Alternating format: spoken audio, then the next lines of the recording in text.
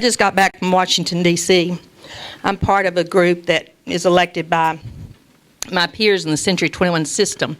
They elect 40 people across the United States to basically be liaisons between international corporate and franchise owners. We're able to go and meet and be able to be steering committees for things that will help our company be better. But not only that, we also were a voice, and we all went to Washington, D.C., the 40 of us in our gold coats about 3 weeks ago. And we're all at the, actually I got to speak to Kay Bailey Hutchinson's.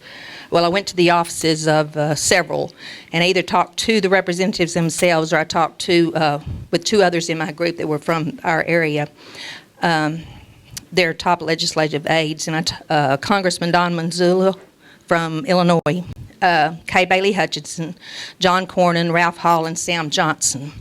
And they all seemed to agree with me and with the different groups that went when we talked about these talking points.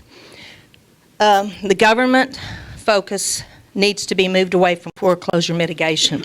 The problem is a lot of these people, when you try to go in and save them from foreclosure, you're just delaying it, because these people probably should have never bought a home to begin with. And if we're going to if the government's going to take our money and do a stimulus package, and this Illinois Congressman Don Manzella, he was really cool because he said the people up here just don't get it. He said they just don't get it.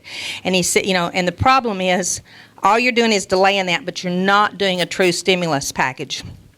First of all, they've put the $8,000 tax credit into the first-time home buyer. Most of them don't qualify because of the rigid standards that are there now.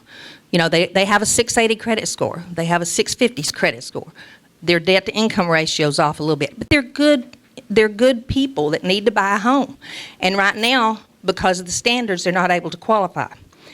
What we suggested, and the National Association of Realtors suggests also, put the money in the hands of the consumer, increase the tax credit for all home buyers to $15,000 for a period of 1 year. If you do that, it's going to make a difference, because right now a lot of that money is going into the big banks to save them, but they're not lending it, they're holding it, and they're not stimulating the economy. Because if they could do that, if they could give a $15,000 tax credit to everybody, not first-time home buyers, remove the income restrictions, it would make a huge impact, because the National Association of Realtors actually have pulled the statistics that for every home that sells, existing home, not new construction, but existing home, it makes a $63,101, to be precise, economic impact on your community. For example, someone buys a house. It needs a new hot water heater. Because they want 40 gallons instead of 30. They're going to plant a tree. They're going to hire somebody to start doing their yard. They're going to paint it. They're going to put on shingles. They're going to buy new furniture. All these few things, it just takes a few of these things to trickle out into the community, because that person that you hired to start mowing your yard is going to be able to go out and purchase something else. So if you put the money in the hands of the consumer instead of in these big banks that is just sitting up there, it's going to make a difference in stimulating the economy. The other thing is, right now, is housing and housing-related services are responsible for 21% of the gross domestic product. We've got to stimulate real estate. We have to in our area. And part of it is just because of these reasons. It's kind of a no-brainer if you think about it, because of the impact that it would make. A new mortgage metric report from the Office of the Comptroller of the Currency and the Office of Thrift Supervision was issued in early April of this year that shows the redefault rates were high and rising for each successive quarter in 2008.